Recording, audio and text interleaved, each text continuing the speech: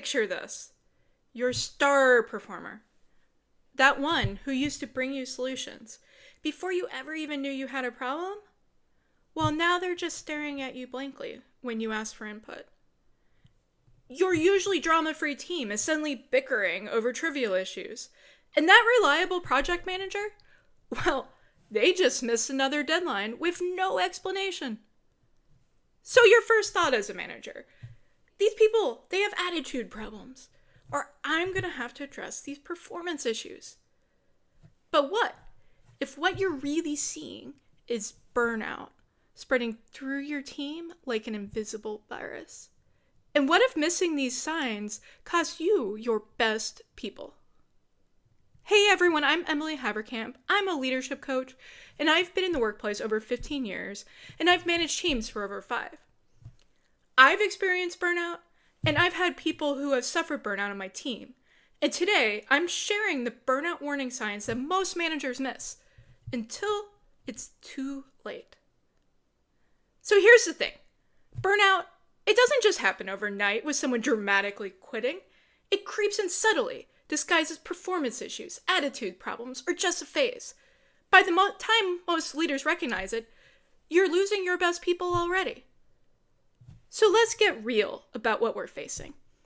According to Gallup, 76% of employees experience burnout at least sometimes, with 28% saying they're burned out very often or always. But here's what should really concern you. When your team hits burnout, you lose the people you can't afford to lose. Your high performers.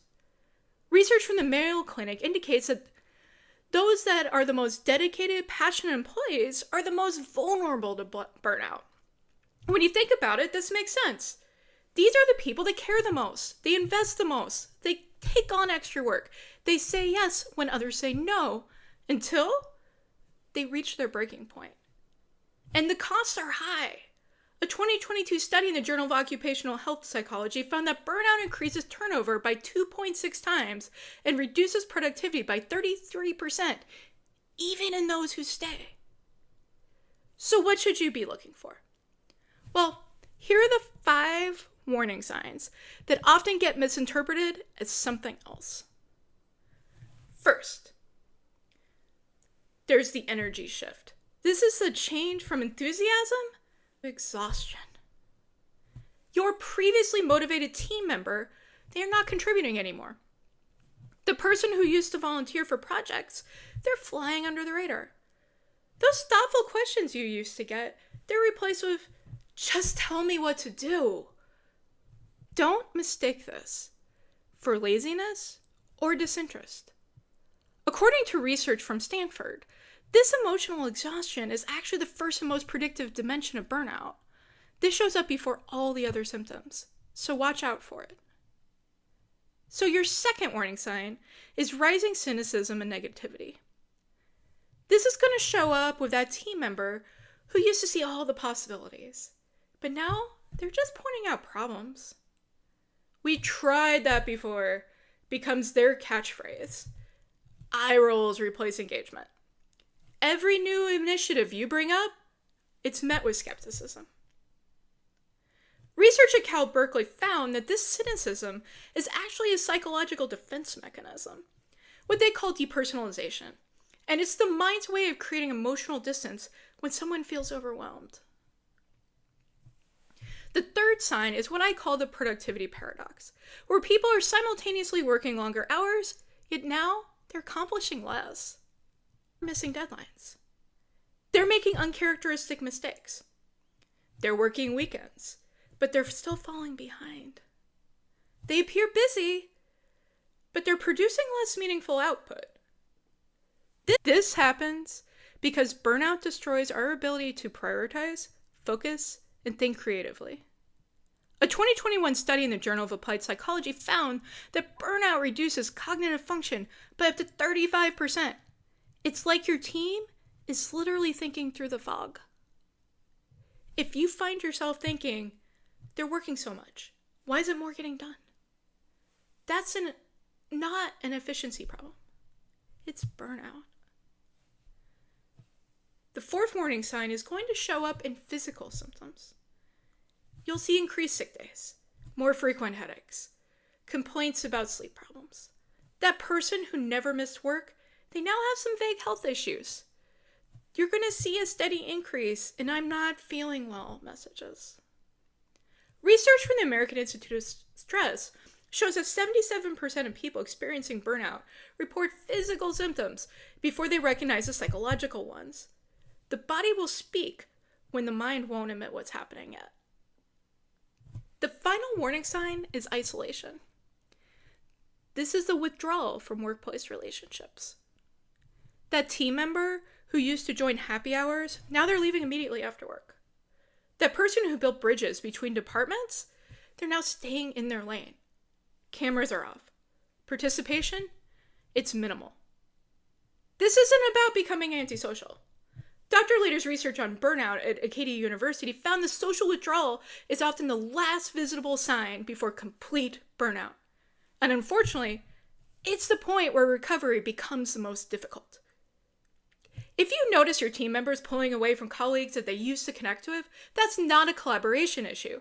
It's often a person trying to conserve that little bit of energy that they still have left. So, let's talk about something. This is uncomfortable, but it's absolutely crucial. The manager's role in team burnout. A 2022 study published in the Harvard Business Review found that your management style accounts for up to 70% of the variance in team burnout levels. So let that sink in for a moment. Your approach to leadership is the single biggest factor in whether your team burns out. So, what management behaviors contribute to burnout? Based on research from the American Psychological Association, here are the top 5. First, we often set unrealistic expectations. When you constantly set deadlines that will require heroic efforts to meet, you're normalizing an unsustainable pace. According to Microsoft's workplace analytics study, teams with consistently unrealistic deadlines show burnout rates 58% higher than those with attainable goals. Second, we set unclear priorities. When everything is top priority, as they say, we have no priorities.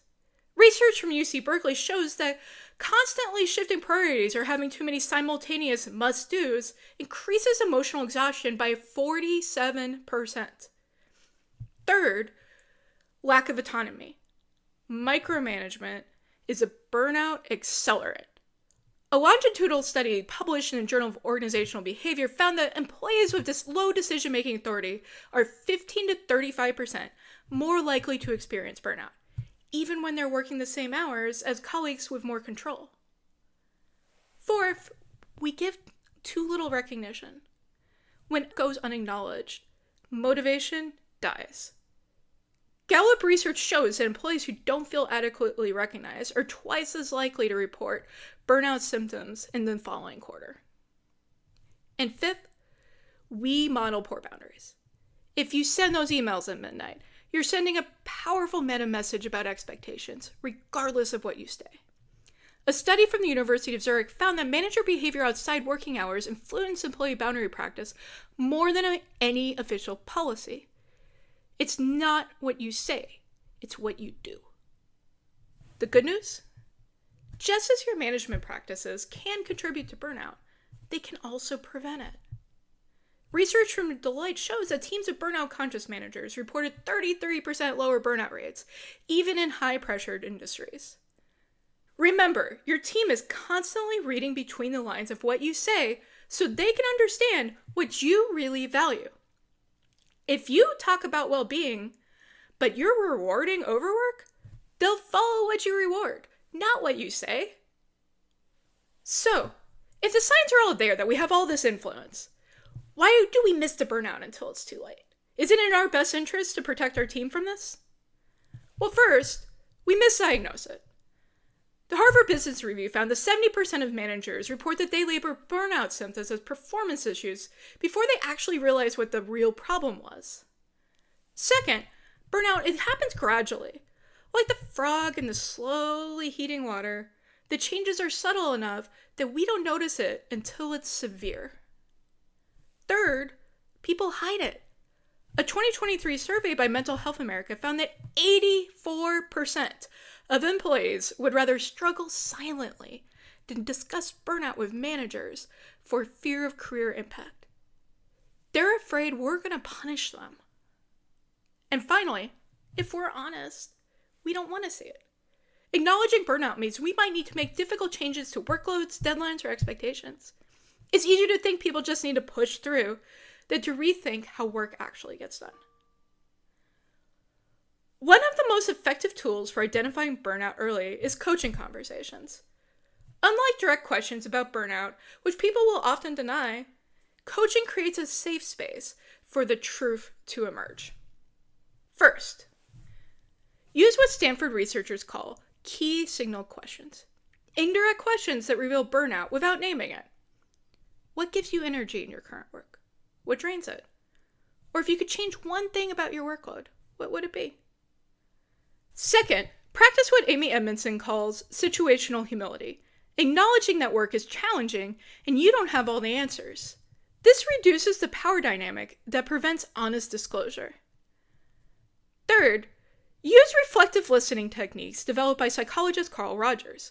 When you hear concerning responses, mirror back what you heard. Finally, focus on solutions and not problems. Research from Penn shows that solution-focused coaching gets better results than problem-focused approaches. Ask, what would help you feel more energized about this project? Instead of, why are you struggling? So what can we do when we recognize these warning signs? First, we have to create safety for honest conversations. As we said, people, they don't want to admit they're burning out if they fear judgment or career consequences from us. The American Psychological Association found that psychological safety increases the likelihood of addressing burnout early by 68%. Second, focus on workload recalibration. This isn't about motivational speeches or wellness programs. McKinsey research shows that concrete workload adjustments are 3 times more likely to be effective than wellness initiatives. What can be postponed? What can be distributed? What needs to be eliminated entirely? Third, address the underlying causes. Dr. Christina Maslick's research identifies 6 key mismatches that cause burnout: workload, control, reward, community, fairness, and values. Work with your team member to identify which factors are the most problematic. Fourth, model healthy behaviors yourself. When you reduce after-hours emails by 50%, research shows team burnout metrics improve by 28%, even without explicit policy changes. Fifth, implement structural solutions. Individual interventions aren't enough when burnout is systemic. Research from the American Medical Association shows that organizational changes like protected time blocks, meeting-free days, and clear escalation protocols reduce team burnout more effectively than just an individual resilience training. And finally, you need to follow through consistently. A study in the Journal of Applied Psychology found that inconsistent application of burnout interventions actually increase cynicism and disengagement. Your ongoing commitment matters more than any perfect solutions. If people don't trust you to follow through, why would they share something that could damage their career? So here's the bottom line. In today's workplace, burnout, it's not the exception. It's becoming the rule. Your ability to spot it early and respond effectively isn't just a nice leadership skill, it's essential to keeping your best people performing at their best. The good news? Research shows that teams that successfully address burnout don't just avoid its negative consequences. They actually build 29% greater resilience and 34% higher engagement than they had before. So, tell me in the comments, which of these warning signs have you noticed in your team? And what's one step you'll take this week to address it? Remember, you can't pour from an empty cup, and neither can your team. If you like this video, like and subscribe, and check out one of my other videos that I think you'll enjoy.